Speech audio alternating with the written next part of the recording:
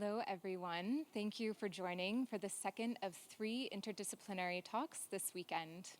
I'm Nora Brown of Zurich Art Weekend, and it's my pleasure to welcome you today.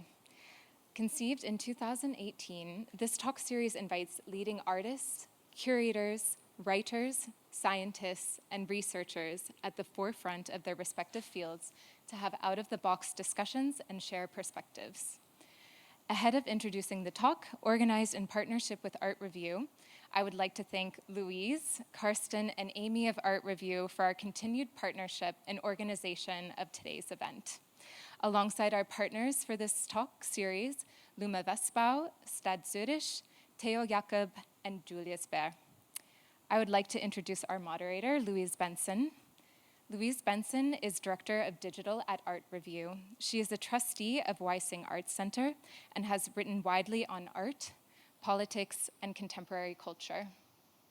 Previously, she was Deputy Editor at Elephant, and before that, Editor-in-Chief of Post Matter. She is also the co-founder of Scenic Views, an independent interiors magazine focused on overlooked design histories. I would like to please remind everybody to turn off their phones, and I leave it to you, Louise. Enjoy the discussion.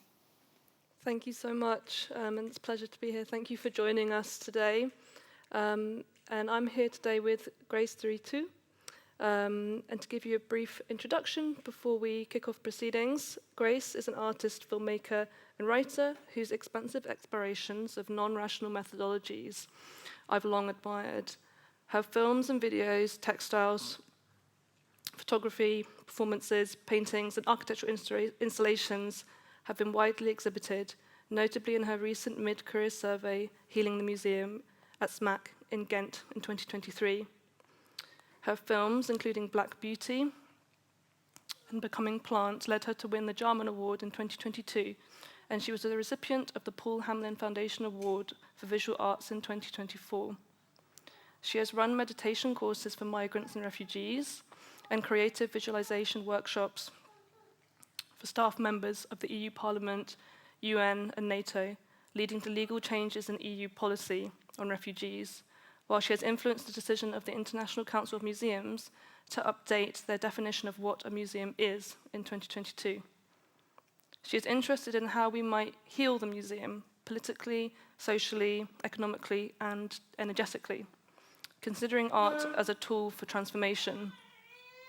One of the most exciting artists working today, she asks how art might offer a safe space in a time of crisis.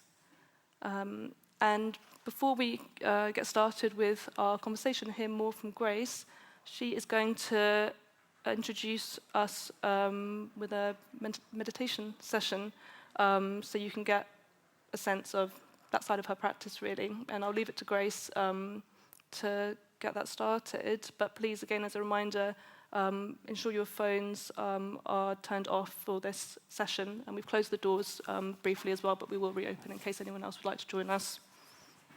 Yes, hello.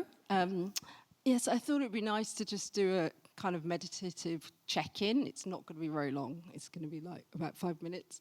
But obviously we've been all running around this morning. We're all hot and flustered. So it's nice to have a moment to like catch our breath. So maybe if we want to just sit up kind of straight and like get a good posture, if you can, and put your hands facing upwards like this. So your energy's more open. And like I'd invite you to close your eyes and try to come into the room.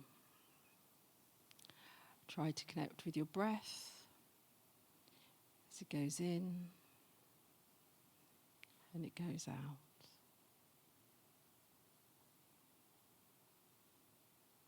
Do not change your breath.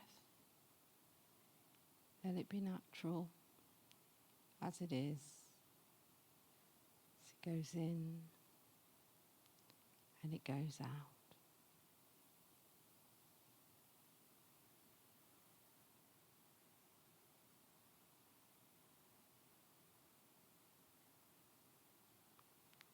As we sit in this room together, sensing each other, sensing the space, always coming back to the breath. it goes in, it goes out.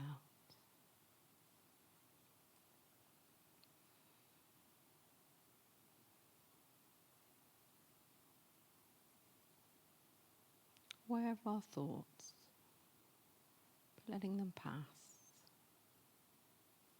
following the breath as it goes in and it goes out.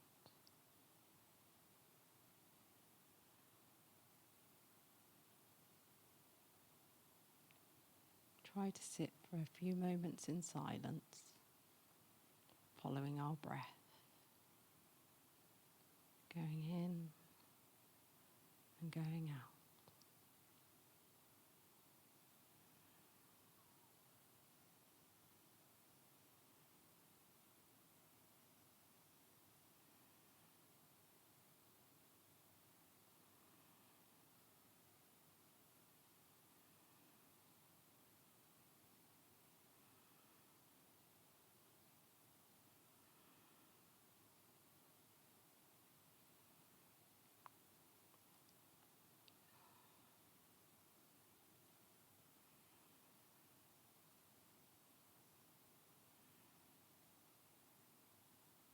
Letting the thoughts pass, coming back to the breath,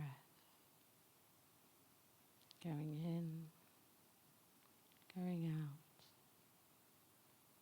and letting it be natural.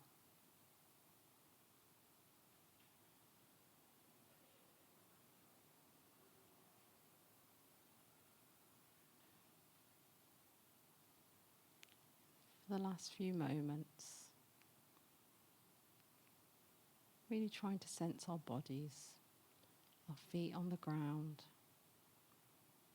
our hands on our legs, with the breath going in and going out.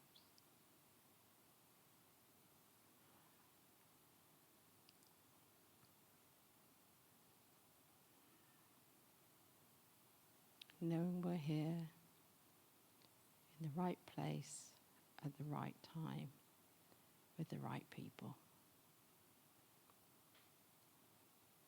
Going in and going out.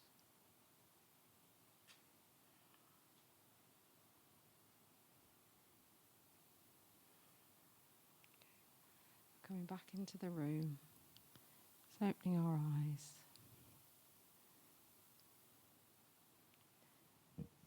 And seeing the space. Yeah, that was just obviously a very short meditation. Sometimes they're much longer. Sometimes I do walking meditations. So yeah, that's just a little taste. So, to kick things off, let's start at the beginning, Grace.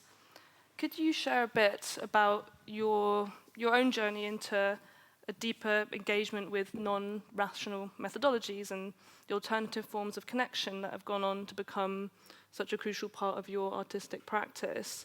How did you first come to understand that these had the potential to kind of intersect with and shape your work as an artist, as well as kind of the material conditions of the art world? Yeah, I mean, I guess it all comes back to childhood and kind of growing up in this kind of activist household. My mother, her family's from Kenya, like quite a rural area.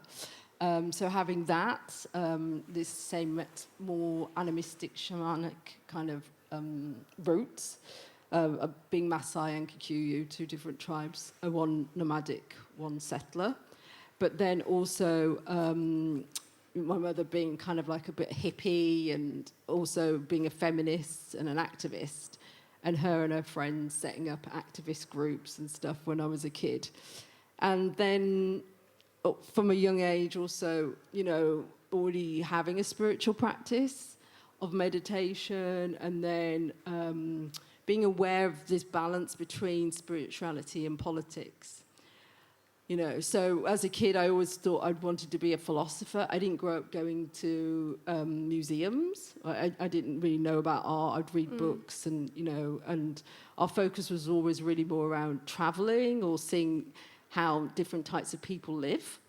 And that balance between spirituality and politics, I can see it when I look back at age 14. I was invited by, we were given homework by our English literature teacher to kind of keep a diary for a year, and I took it really seriously.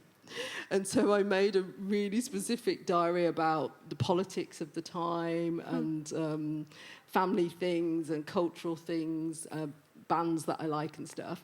And so I did it so, efficiently and so well that my teacher sent it to Oxford University Press, and then they published it in this natural curriculum section. So there's a section in the English national curriculum section about a year in the life of Grace Ndiritu.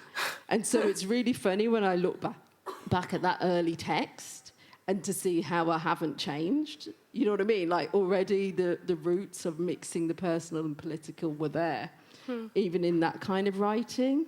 So yeah, I would say that, and also from a young age, then I went to India when I was a teenager with my best friend, and I had a guru, and I was already going on like long retreats and things, and then meeting different types of people. And then I started to teach meditation in art schools in 2009. So if I was invited to do a lecture, like a Goldsmiths or something, I'd bring in some of the meditation.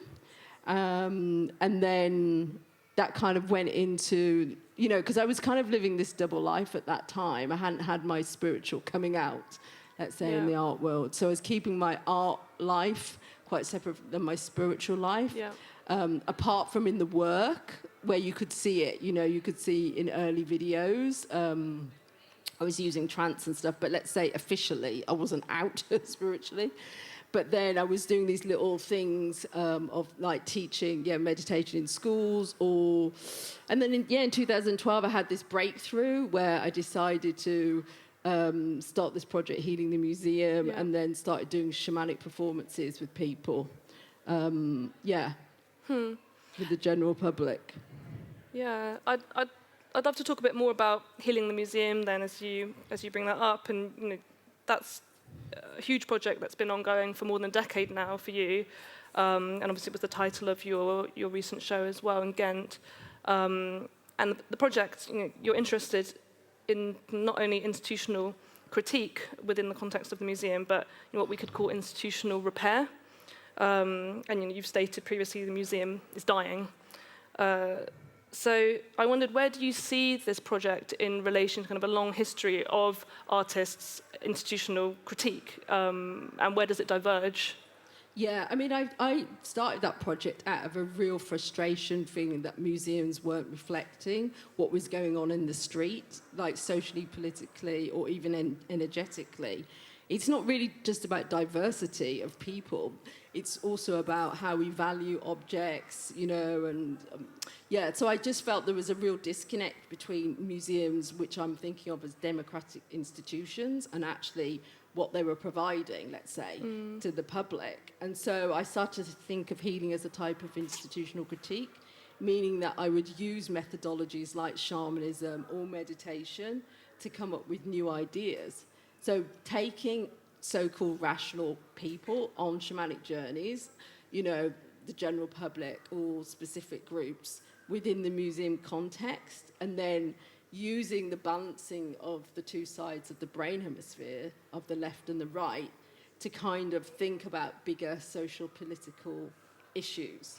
So that's really important for me, and it's actually, something that I've used a lot of these spiritual techniques, but always with a goal of thinking about the artist's place in society. So when I'm thinking about the history of institutional critique, like you asked, people are obviously like Joseph Beuys and things like that, but really also Artist Placement Group, John Latham, they really believed that artists had a place in society, and they tried to put artists in, it was a British group of artists, but they petitioned the government to put artists in all sectors, so in the railways, in education, in business, in all different government departments, as a way to kind of change society. and I kind of really believe that, that we should be in all sectors because it would help balance things out.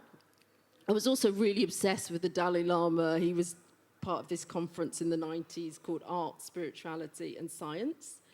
And so that understanding that this, you call it interdisciplinary, that's just a natural way of being, that all these knowledge systems should be connected, and why not? So I've tried to do that in my own understanding of pedagogy, by starting things like holistic reading groups where we meditate and read texts, that there isn't differentiating between these different kind of knowledge systems. So for me, that is a form of institutional critique. You know what I mean? Like an embodied form, you could say. Yeah, and this book, there's this book called Being Together, A Manual for Living. This gives examples of many ways and experiments that I've been working with the general public for many years. And then there are the participants write about their experiences in the experiments.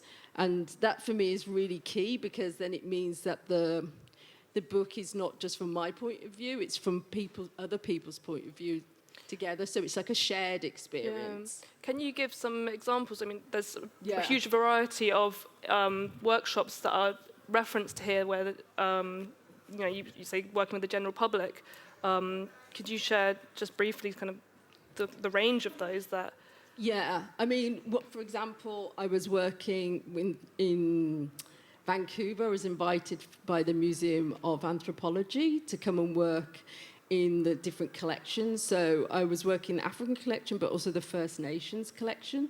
So I did a lot of work about bringing those kind of conversations together, and then doing works and workshops in the museum, but also on the campus, but then also going to First Nation sites, protest sites about the oil pipeline, and then, participating in traditional sweat lodges. So the literal conversation of, healing as a methodology to do with politics and activism was enacted in that project. It was called Healing Justice, and it was like a week-long workshop which I curated. And for example, in here there's like... there's a method that I use called writing love letters to your enemies. So this is a really powerful thing to do, to think of your enemy. And it can be a person, it could be a nation, it could be a political group, it could be a state of mind. It can be whatever you think is your enemy. And then you have to try to write a letter to it. And it's a love letter, so you've got to try and think about what you've got in common. And so it comes back to that of always trying to think, how are we going to live together, since we have to live together on the planet? There aren't like two planets, there's only one planet. So yeah, I'm always very concerned about that. But that goes back to the way I was brought up, and this humanitarianism kind of thing. Yeah. And thinking about the museum, it's what we're referring to really is the Western concepts of the Western museum, and it's such a broad category, I suppose. It covers so many different types of spaces. So, a museum is often tied in with national identity, but it's also bound up with its own, often very grand architecture, its collection of often stolen artifacts and objects, as well as artworks, historical and contemporary, increasingly. And I wondered, how do you approach these kind of incredibly heavy and often very kind of highly revered spaces when you've worked from within them, and how do you then shake this colonial weight off to connect with, as you say, a wider community?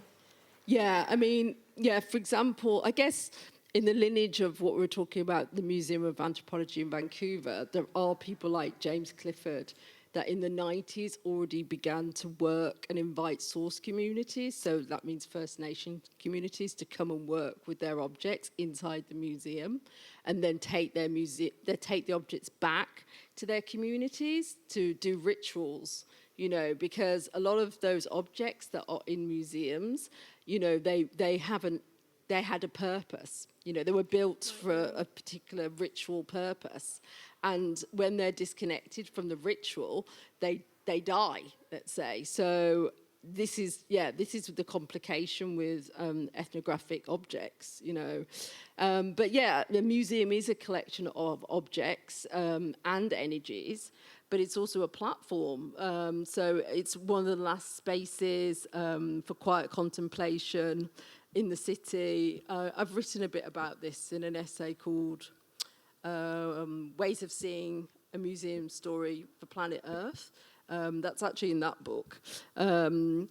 Because I talk about how, you know, in the city there's only the park, the library, and the church and the museum as places where you can be kind of quiet and have, you know, hear your own inner thoughts.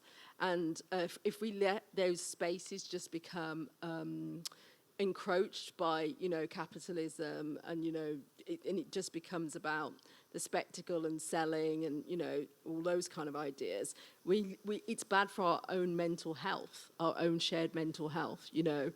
So it's really important to keep those spaces. And so the museum is potentially, or is one of those spaces, a space for dialogue, but also for contemplation. So, for example, I was a residency at SMAC, this is in Ghent, for a year, and I actually became a kind of de facto member of staff, and I had a staff badge, which gave me access to go to all the different rooms and things. And so I would go, and I went on a shift with the cleaners, I did a shift with the security guards, I went to some business meetings, I went through all of the collection, and in the collection I was looking at obviously what's missing from the collection, because it's a museum from the 20th century, so it's mostly been collecting white men, so what else is in the collection, or what needs to be in the collection.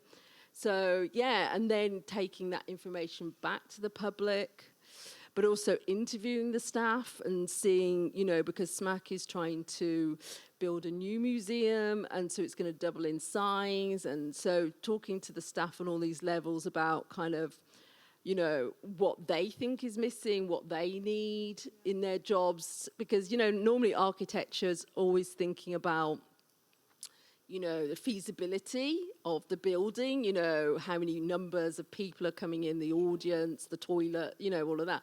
It's not really thinking about the relational aspect of the people that work there, you know. And so I kind of did this kind of sociological, spiritual residency, which I called a spiritual inventory. So I kind of took that data, and I'm currently kind of working on writing a novel using some of that stuff.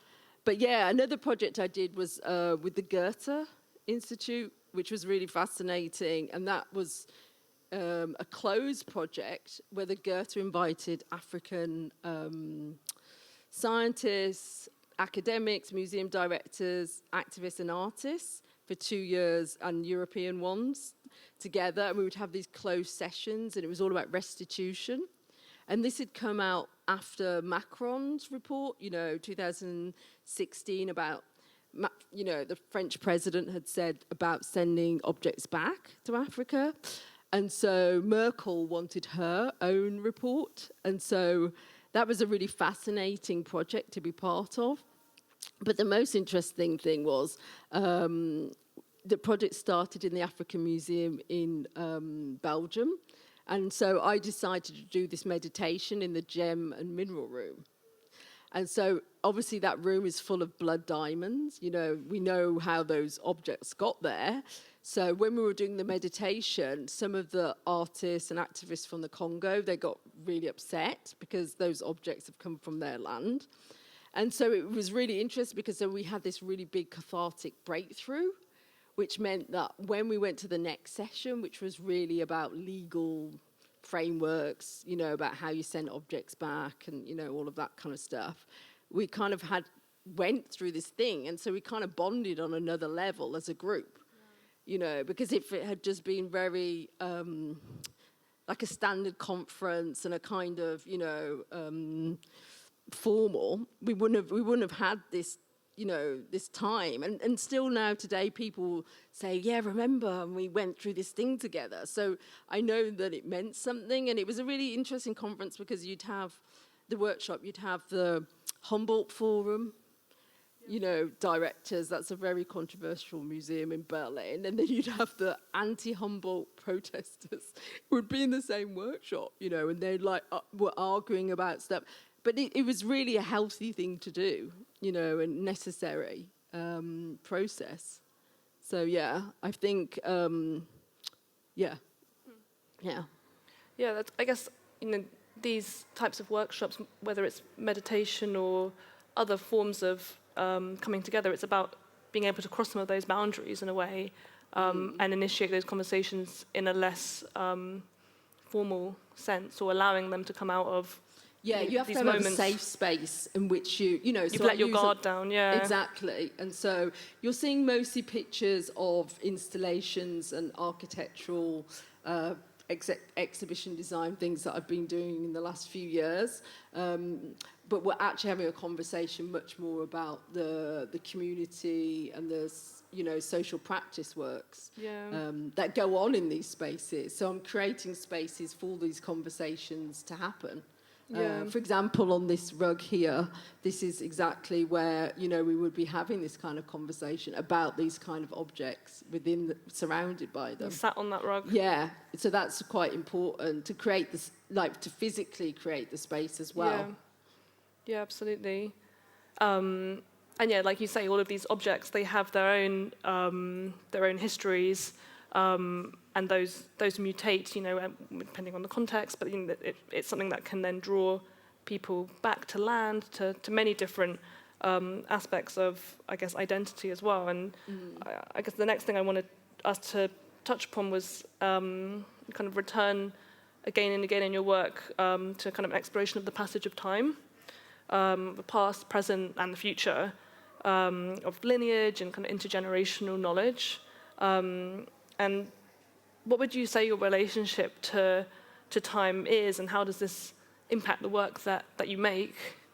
Yeah, obviously it's a big question, but I feel like, and I've said this from when I was quite young, was this idea that Western art history is just a type of creation story that the West has invented, and all indigenous cultures have a creation story. So whatever we make as artists now, it goes into that bigger story. And so you're still connected to the first cave painters, and even more than that. For example, with shamanism was the first world religion. So and it was in all cultures, on all continents. So that is really a fundamental thing to do with us as being human, So I think it's in my work, there's always this awareness or this feeling of time. So being connected to different types of time. So I'm connected to 50,000 years ago, and I'm connected to 2025, and I'm connected to 5,000 years in the future in the same moment, and being aware of that, in the work. And so sometimes I'm using architecture as a type of spiritual technology, where I use certain, for example, a lot of my shows are shoes off, meaning that I ask people to enter a contract with me where they cross a threshold, without their shoes on, in order to slow down. And I do that to try to make them contemplate and to see things a bit differently. A lot of my shows also, there are no labels on the walls. So even if I use work that isn't mine, let's say borrowed from the museum collections, normally we make a brochure so everyone's credited properly. But the act of just looking and being able to make your own story instead of imposing it through text is really important, to be able to keep that kind of right brain channel open. And to kind of keep this movement of time. So you're in the vertical, not just in the horizontal of time. And yeah, my film Black Beauty is all about that. So that's a film about Jorge Luis Borges, the Argentinian writer, modernist writer. And he's discussing about prehistoric African migration. So from hundreds of thousands of years ago of people, migrating to Patagonia from East Africa, but also about climate change. So, yeah, this sense of being able to jump in and out of time, let's say, is really important to me. And in that interview with Borges, it's conducted in the format of a TV chat show hosted by a fashion model, a fictional fashion model, and so there's a lot of kind of time travel going on even in that sense. Yeah, because the film's set in 1978 in the beginning, and then it moves to. But then she's talking about, the fashion model's talking about, she's doing an advert for a beauty cream called Black Beauty, and the cream is 5,000 SPF, meaning, we'd have to be living on the sun to have 5,000 SPF. But then it moves to kind of 1983, and then, Borges is talking, about things, about the, climate change and things he couldn't have known, and it goes in and out of time, and it's fun.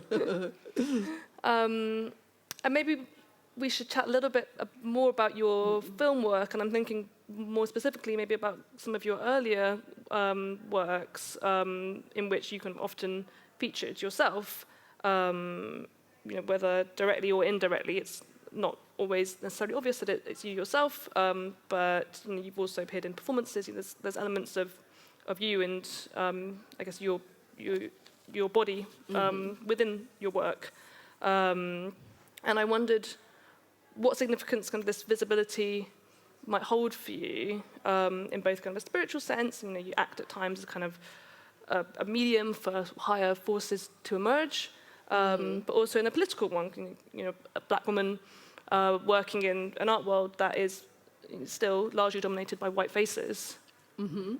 Yeah, I look to people like Adrian Piper and Anna Mendetta and Frida Kahlo, as my, let's say, female ancestors, artistic ancestors, Marina Abramovic. There's loads of them, but Adrian Piper definitely in terms of, when you talk about institutional critique, she was she's amazing.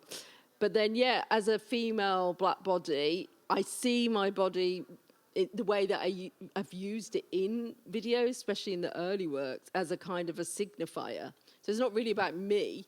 It's more that I'm just, a signifier, and I'm using it to kind of exercise, to get rid of kind of certain energies. So as a kind of channel, let's say. And because in the early works around 2004, I thought about this idea of enlightening the viewer through the medium of video, because I understood that actually advertising and the way the news works, it uses the same medium, but what it does is it's engendering a culture of fear, isn't it? It's making us feel fearful. But you could use the same medium to bring and give positive energy, and to make people subliminally think about, and to open up to ideas. It's the same medium. So those early works from 2002 or something, I would put myself in trance and then film them. And actually,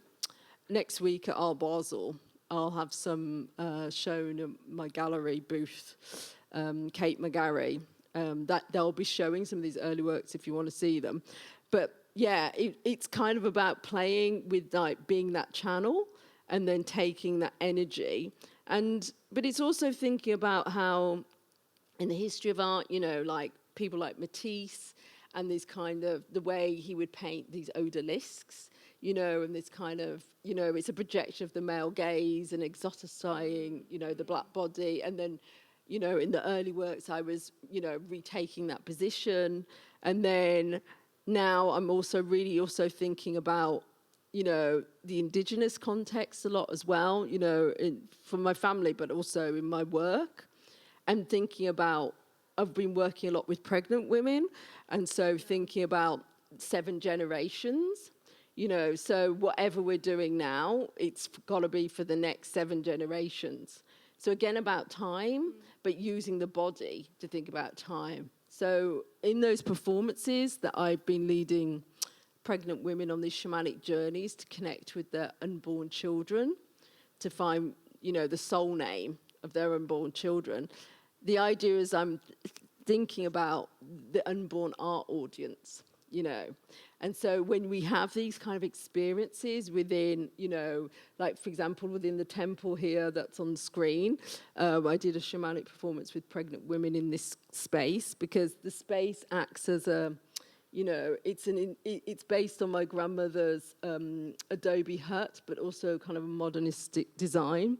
So when you do these kind of shamanic journeys within these kind of spaces, it's like a container.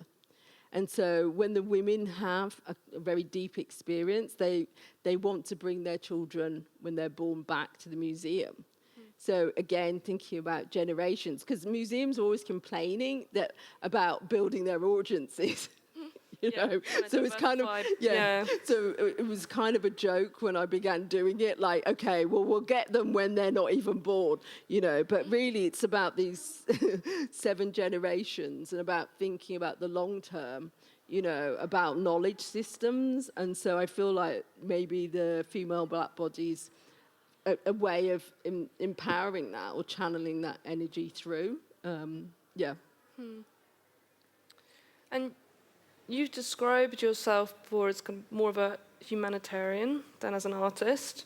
And I guess you've often, as we've discussed, used the practice of art as a kind of means of building these new experiences with strangers, often to kind of initiate moments of collaboration. So I wonder, what role would you say that art specifically plays for you in kind of crossing these different boundaries?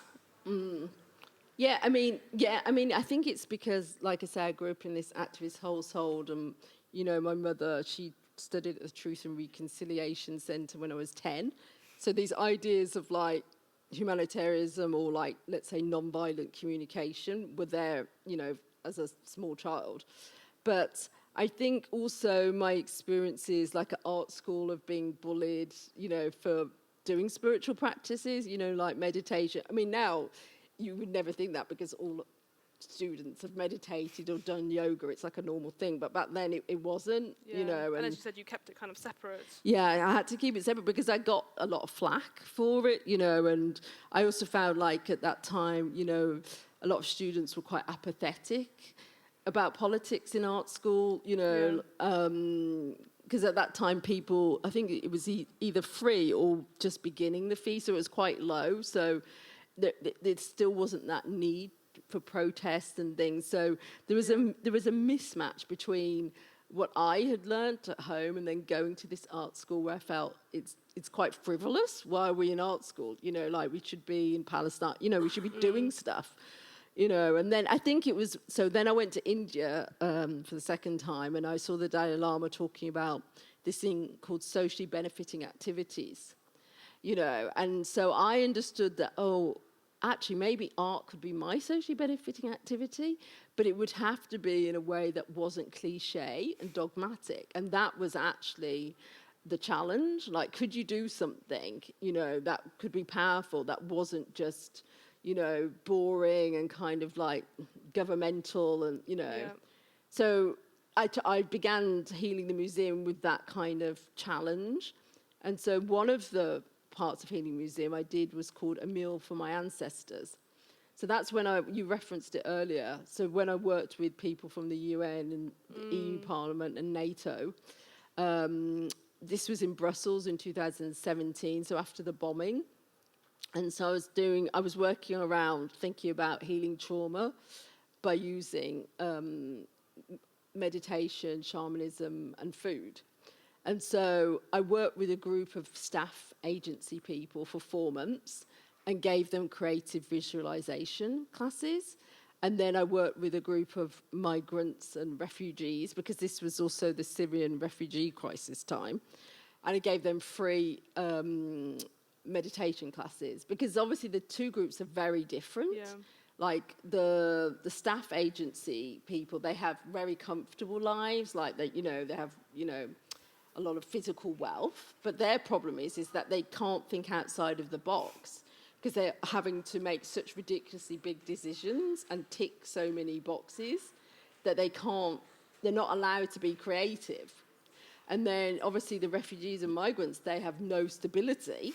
And so their minds just are like, so it's about calming the mind down. And then after 4 months, I brought the two groups together and we went on a shamanic journey together. And it was really fascinating because obviously in real life, these different people have many different power dynamics, don't they? You've got someone from the terrorist office, you've got someone, a high court judge from Lille, you've got someone from the foreign office, next to a refugee or a migrant or an activist. But then when everyone is on the floor, they're just a body and they're going on this shamanic journey. And then what was really interesting is that most of them saw the same thing, and it was about climate, And so what came out of that was really powerful. For example, the woman from the Foreign Office, she saw something so powerful on her shamanic journey that she decided to write a paper for the EU Parliament and to start a think tank to change the law for climate refugees. Yeah. And so that's when I knew, that this very practical thing had come out of this very performative, artistic, and esoteric. And non-rational. Exactly, totally non-rational. So, I feel like then I understood, that is, it's the combination of what I knew when I was 10, about the spiritual and the political, the balancing of the two. Yeah, as you say, the left and the right side. Yeah, of the left, brain. Exactly. Yeah. And I'll just ask one more question before we open it to the floor. And this is moving a bit of a different direction because you've got so many different aspects to your practice. And before we close, I wanted to touch on this. There are links between all of these things, I suppose. But you have a particular interest in kind of pedagogy and kind of socio-political grass movements of the 1990s. And you've interviewed female artists and activists from this period, some of which are collected in the book there that's on display. And this was a project that has gone on to kind of in part inspire Cover Slut, which some people might be able to see on your top there, actually, which is your fashion label and research project that confronts kind of race, gender, and class politics through the lens of branding and commerce. And then you have a background in textile design. And I wondered kind of how you folded all of these different reference points into the label, and more broadly, kind of how does fashion relate to these wider political questions? What power does fashion have in this context?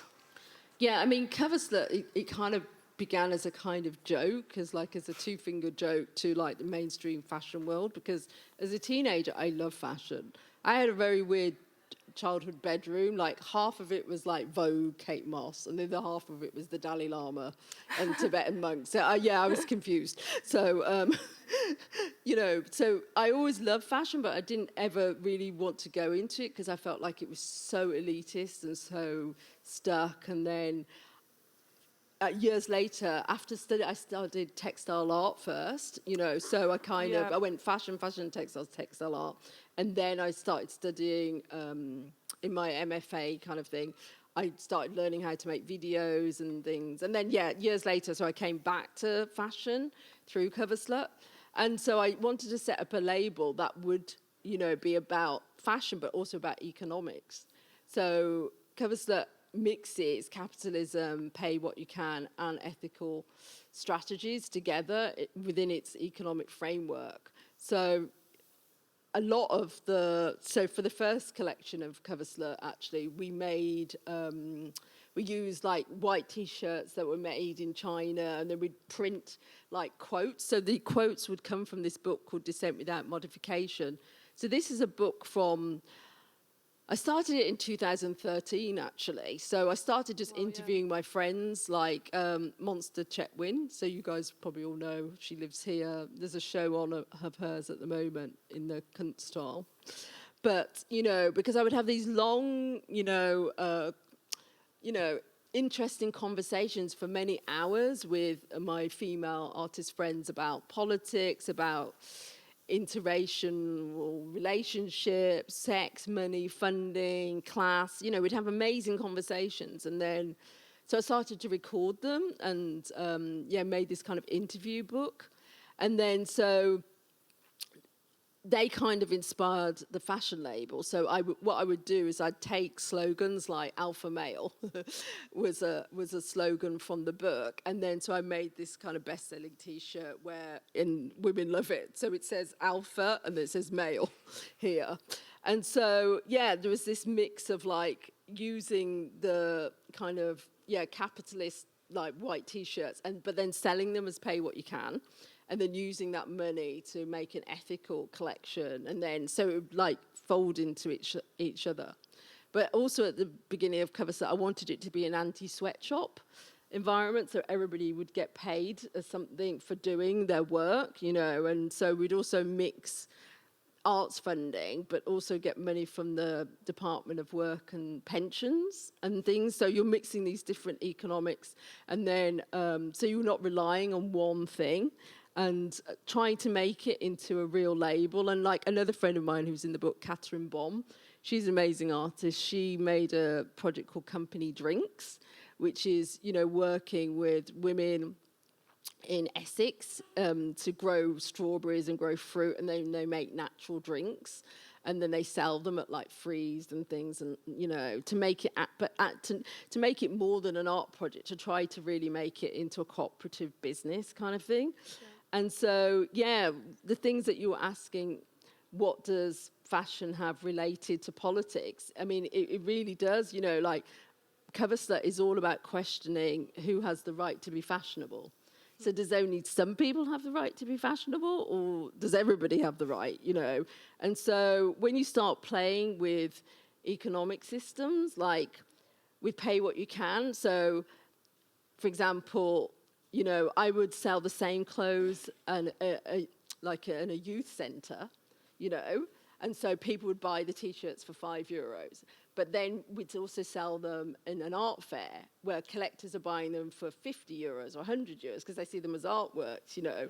And so this is also really interesting, you know, when you start to play with, you know, economics, you know, and why do we value the things we value, you know? So, the aim of Cover Slut is always to be integrated into a local community and to, you know, talk about, you know, race and gender and class issues, but it also be kind of fun and absurd and, you know, in my work, you know, it looks quite serious here, but there is a sense of humour to it. So, I mean, on that note, I feel like we also I need to ask you the story behind the name Cover Slut. Oh, yeah. Because people are always like, what the hell is that? So obviously, most people think it's a contemporary name because it sounds like it could be an ID magazine or some sort of, you know, an Instagram thing, isn't it? Like, you know, we all have our projections. It's probably a girl wanting to be on the cover or something.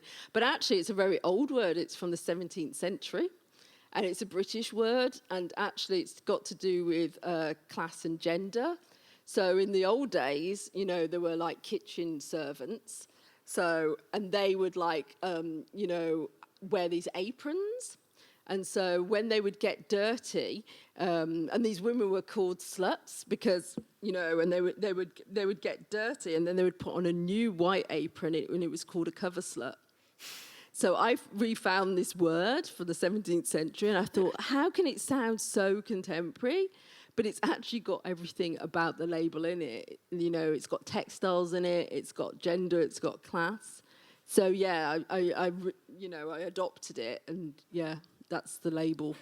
Yeah. And I guess I wanted us to touch on the label right at the end, because, like you say, some of these questions of, you know, decolonising the museum and, you know, big weighty topics, there is a lot of humour here as well. Yeah, there's got to be a sense of humour in it as well. And like for example, we would do, I'm not really a fan of, you know, autumn, winter, spring, summer collections. So we would do events that are maybe, let's say, a full moon event, or like instead of having like a normal catwalk, I'd organise a protest, or a psychedelic movie night. So we'd make all these psychedelic clothes and then we'd watch psychedelic movie, like another way of enacting people to come together. So in the end, it is all still about being together. Yeah. Yeah. Well, on that note, we'll open questions up to the floor. If there is anything that anyone would like to hear more about from Grace, or anything we didn't cover, or anything you're curious about, if anyone's got any questions, then we've got a roving mic. There's the mic. Yeah. Is it on? Hi, Grace. Hello. So you hold so much space for others in your work, through your shamanic practices, your awareness of time and healing spaces, and all this institutional work that you engage in. Obviously, it's a lot of heaviness, and it also feels like a sense of responsibility to an extent. So I wonder, in this deep space of giving and energetic exchange, how exactly do you protect your own energy, and where do you allow yourself to receive? Yeah, I mean, I think over the year, it was really good to have that double life for many years, because in all that time, especially when I was a young artist, I would do some exhibitions, but obviously not as many as now. So I would have time to go on retreats. I would have time to, and I also spent, in 2012, so I went to live like in monasteries and, off-grid and stuff. So I've always had a connection to that other, let's say, time space. So, and I also know on a daily basis, usually I am doing some sort of practice.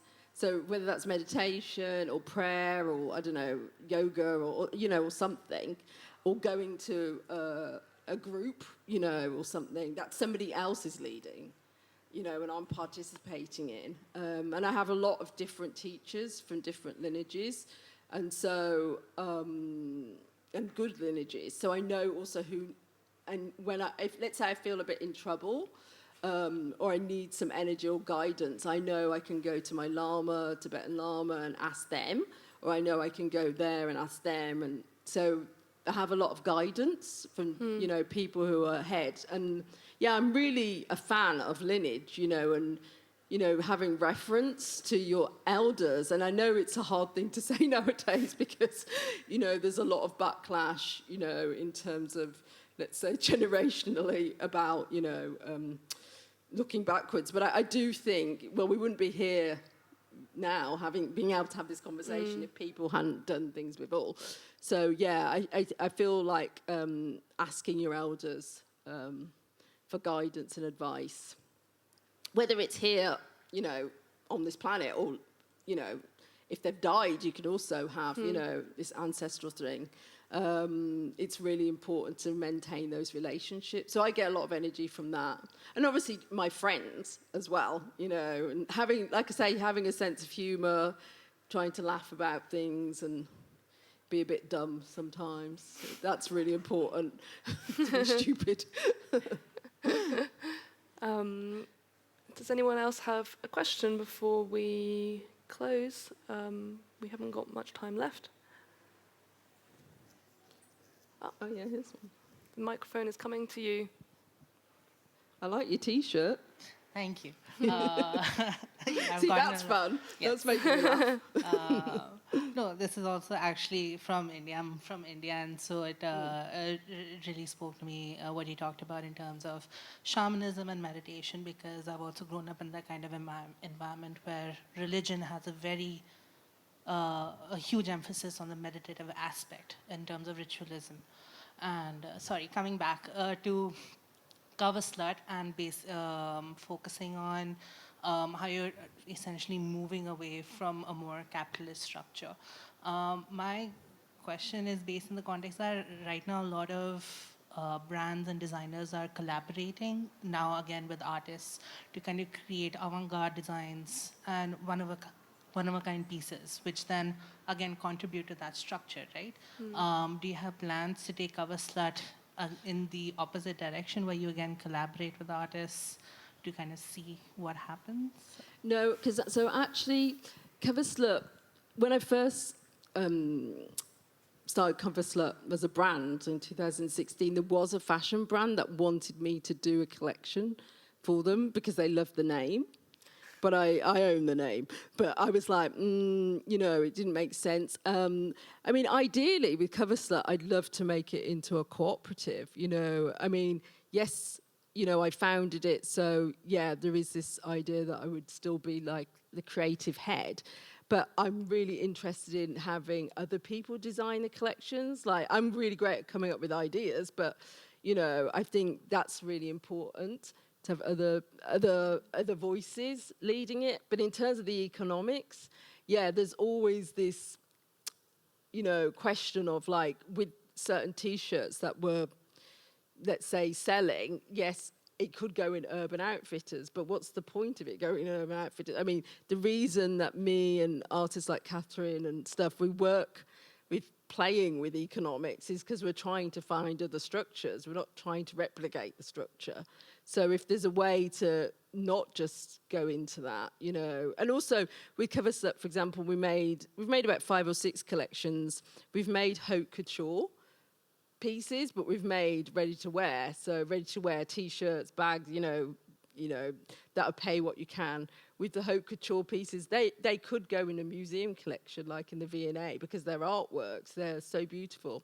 But the way that we made them, I came up with these group design workshops. So where we would, at first Cover Slut was set up in Belgium, in Ghent, in a small textile studio. And so in the studio, there was mostly women who were 60, 70 from Turkey, who had come to Belgium, who were basically quite illiterate. And so they were having to get social security money. And normally they'd have to be doing a really boring job, but we got them involved in the project because they're really talented at, like, embroidery and things like that. But then I would mix them with, like, art students, and so obviously the art students, they think they know everything about art and abstraction and stuff. So when you put these two different types of intellectual knowledge together, of these women who are very craft-based with these young art students and their abstraction, we came up with loads of really interesting patterns. And so then we would design the patterns together, and then I kind of made a way, because obviously I'm an artist and I want everything to still look beautiful, So I'd have to think of a way that we could print the textiles so that it would still look good. So we'd have like 10-meter long tables, and then we would make the printing instrument so easy that it's just dip in and dip out, but then everybody could still do it, and so that the quality of the final product is still really of a high standard, but it's in a group design way.